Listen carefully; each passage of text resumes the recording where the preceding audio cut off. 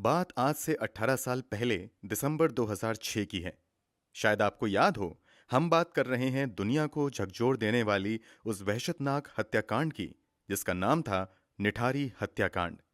ऐसा सनसनीखेज दर्दनाक हत्याकांड जिसमें आरोपी गिरफ्तार हो गए, उनको फांसी की सजा भी सुना दी गई।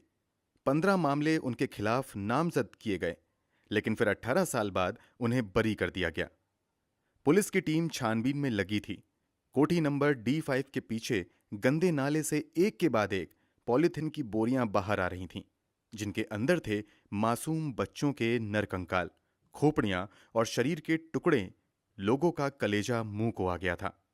माओ का दिल धड़कना भूल चुका था। आखिर ये किस नर पिशाच का काम था? क्या माजरा था? धीरे धीरे हड्डियों के ढेर ने पहाड़ का रूप ले लिया, पर पॉलिथिन में भरे कंकाल एक के बाद एक सामने आते ही जा रहे थे। अपराधियों को हिरासत में ले लिया गया था। अपने आंचल के फूलों की इस दुर्गति को देखने के बाद भी मजबूर मां बाप को कानून पर भरोसा था। उन्हें विश्वास था, वे जानते थे भले ही देर हो, पर अपराधियों को उनके किए की सजा जरूर मिलेगी। वे अपराधियों को फांसी पर लटका हुआ देखना चाहते थे। 18 साल तक इंसाफ के इंतजार में उन्होंने धैर्य नहीं छोड़ा था, लेकिन अचानक एक ऐसी खबर आई जिसने उनको अंदर तक तोड़कर रख दिया। आखिर क्या है वो खबर? 18 साल बाद ऐसा क्या हुआ कि लोग कोठी नंबर D5 पर फिर पत्थरबाजी करने लगे? आइए बिना समय गवाए बेरहमी की सारी हदें पार कर देने वाले इस अपराध की सनसनीखेज कहानी की ओर बढ़ते हैं।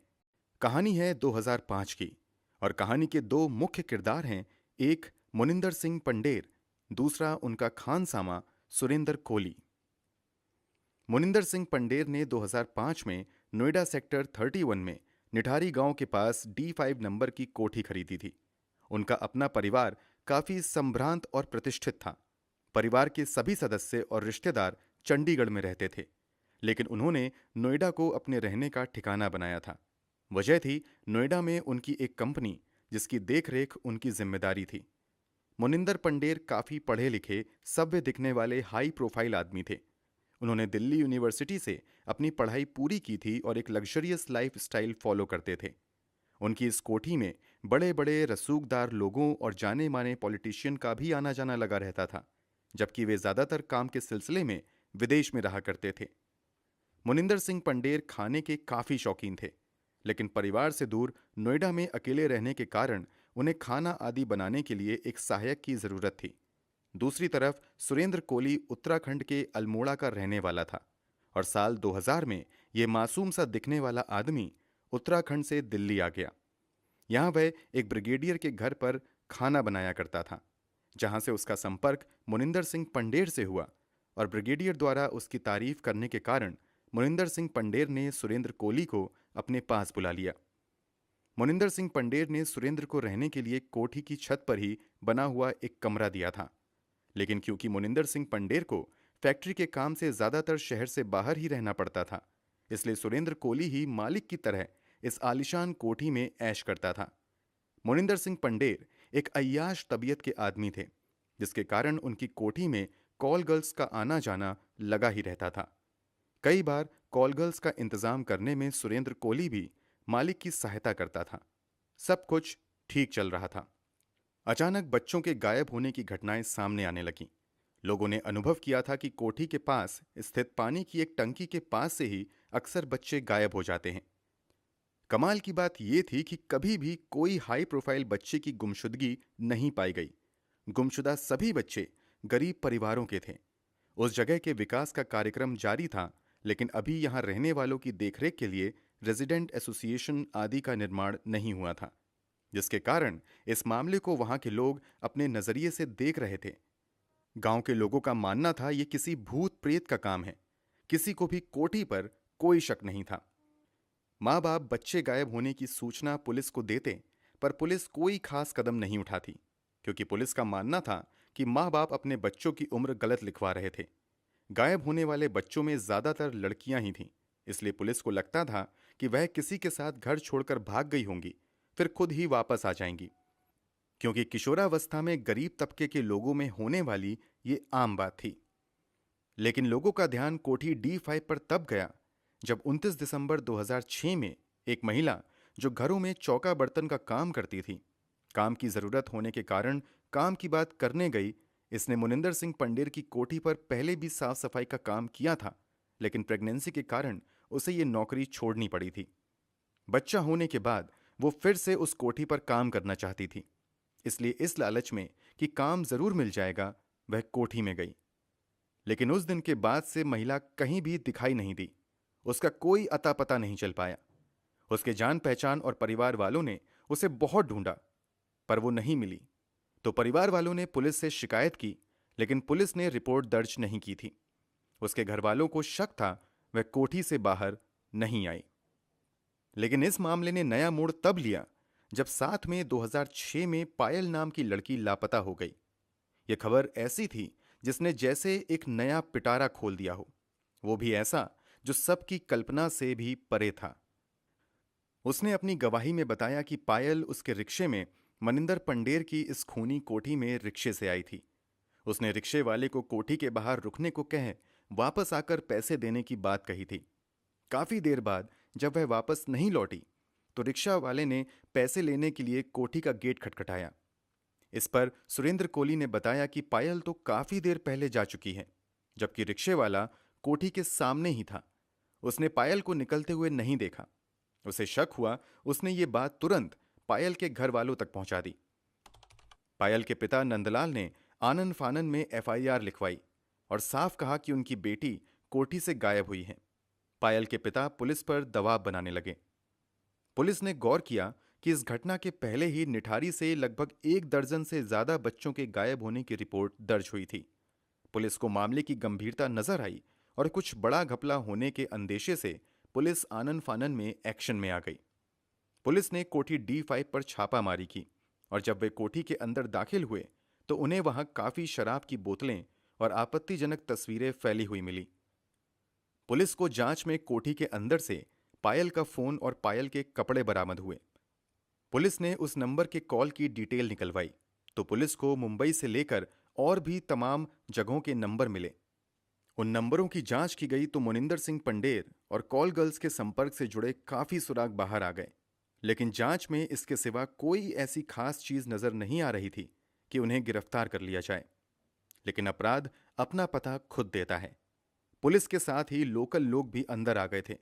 कुछ लोगों ने नोटिस किया कि कोठी के बैक साइड में एक बड़ी ग्रिल लगी हुई थी, जिसके पीछे एक गंदा नाला बहता था। लोगों ने देखा कोठी के ठीक पीछे वाली जगह पर नाले में काफी मात्रा में पॉलिथीन की बोरियां पड़ी थीं। तुरंत पुलिस को सूचना दी गई। वहां पर तफ्तीश करने से पुलिस का शक बढ़ गया तो उन्होंने तुरंत नगरपालिका से सफाई कर्मचारियों को बुला उन बोरियों को निकलवाना शुरू किया। और जब उन बोरियों को खोलकर जांच कराई गई तो जांच के बाद पुलिसकर्मियों के भी पसीने छूट गए, क्योंकि बोरियों में बच्चों के नर कंकाल भरे हुए थे। कुछ बोरियों में बच्चों की खोपड़ियां थीं, कुछ में हड्डियां और बहुत से स्कूल बैग भी बरामद हुए थे। कोठी के पीछे नाले में ये बोरियां दूर तक फैली पड़ी थीं और उनमें से हड्डियों के निकलने का सिलसिला खत्म ही नहीं हो रहा था।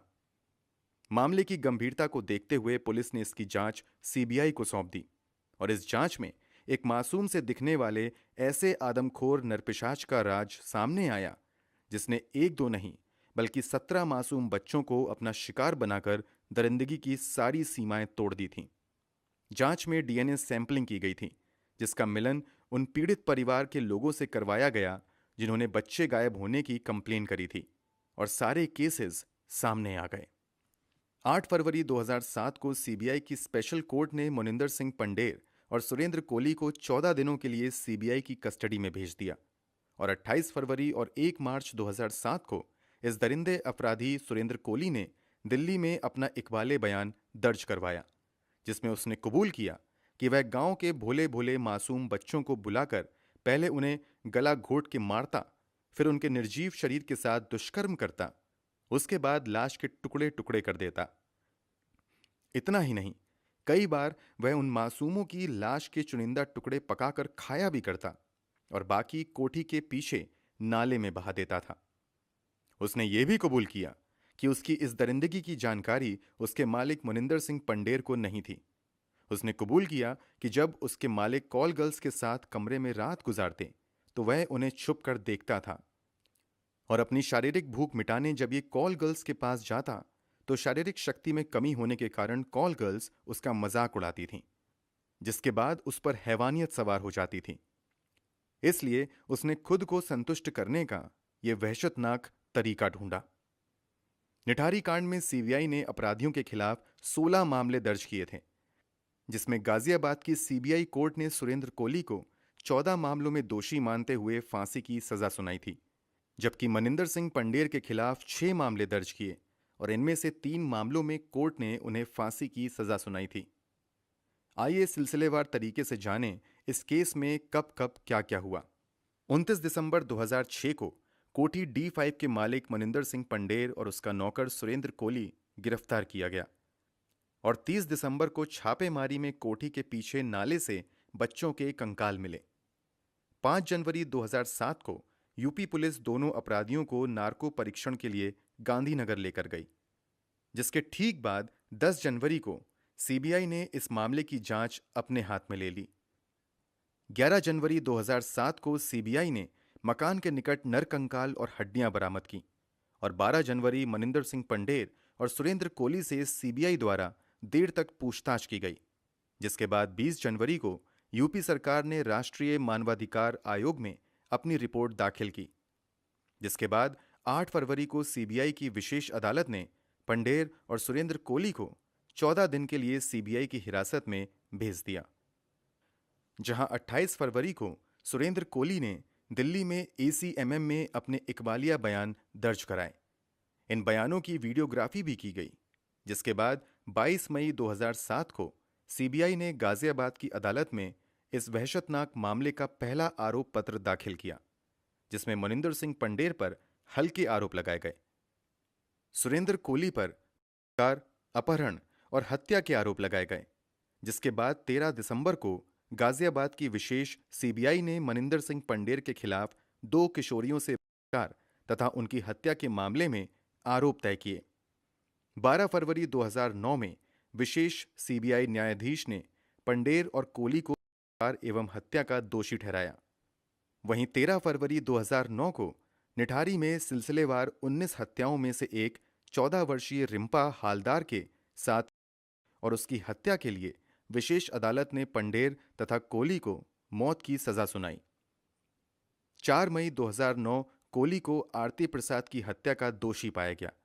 उसे 12 मई को दूसरी बार मौत की सजा सुनाई गई। 28 सितंबर 2009 को फिर कोली को मजदूर पप्पू लाल की 8 वर्षीय लड़की रचना लाल की हत्या के जुर्म में तीसरी बार मौत की सजा सुनाई गई। साथ ही तारीख 22 दिसंबर 2009 को कोली को चौथी बार मौत की सजा सुनाई गई। 7 सितंबर को सुरेंद्र कोली की मौत की सजा को सुप्रीम कोर्ट ने उम्र कैद में बदल दिया। 24 जुलाई 2014 को सुरेंद्र कोली और मोनिंदर सिंह पंडेर को 20 वर्षीय पिंकी सरकार की हत्या और बलात्कार के प्रयास में सीबीआई अदालत ने दोषी ठहराया। इस तरह सभी मामलों में सुनवाई और फैसलों के चलते चलते 18 वर्ष का लंबा समय बीत गया। मासूम बच्चों के अभिभावक दिल पर पत्थर रख धैर्य से इंसाफ का इंतजार कर रहे थे, लेकिन अचानक उनका धैर्य उस पल जवाब दे गया। 16 अक्टूबर 2023 को खबर आई कि इलाहाबाद हाईकोर्ट ने वहशी सुरेंद्र कोली और अय्याश मोनिंदर सिंह पंडेर को इतने संगीन इल्जामों से बरी कर दिया है। तो कोई इस पर विश्वास नहीं कर पा रहा था, क्योंकि अदालतों द्वारा सुरेंद्र कोली को 10 से अधिक मामलों में पहले ही फांसी की सजा सुनाई जा चुकी थी। वहीं मनिंदर सिंह पंडेर को भी 3 मामलों में फांसी की सजा मिली थी। फिर भला वह बरी कैसे हो सकते थे? इलाहाबाद हाईकोर्ट के इस फैसले पर नोएडा में इस हत्याकांड के पीड़ित मासूम बच्चों के अभिभावक ने इस फैसले के प्रति अपनी असंतुष्टि दिखाते हुए अदालत से स्पष्ट प्रश्न किया कि अगर इन दोनों अपराधियों ने उनके बच्चों को नहीं मारा तो उनके कातिल कौन है? उनका मानना है कि 17 साल धैर्यपूर्वक इंतजार करने के बाद भी उन्हें न्याय नहीं मिला। हाईकोर्ट ने दोनों अपराधी मनिंदर सिंह पंडेर और सुरेंद्र कोली को सभी मामलों से बरी करते हुए फैसले पर सफाई देते हुए कहा कि सीबीआई ने केस की शुरुआत में मनिंदर सिंह पंडेर और सुरेंद्र कोली दोनों पर इस हत्याकांड का पूरा आरोप लगाया था, लेकिन बाद में इस मामले में सिर्फ सुरेंद्र कोली को ही आरोपी बनाया गया और सारा दोष उस पर मढ़ दिया गया। अदालत के अनुसार केस से संबंधित सभी कंकाल पुलिस को नाले से मिले थे, जो निठारी में बनी कोठी नंबर D5 और D6 दोनों की ही सीमा पर थे। साथ ही इस केस में एक भी कंकाल की बरामदगी मनिंदर सिंह पंडेर के घर से नहीं हुई थी। सभी शवों के धड़ गायब थे और शक जताया गया कि ये मामला अंगों की तस्करी का भी हो सकता है, क्योंकि छोटे बच्चों के अंग प्रत्यारोपण की बेहद मांग रहती है।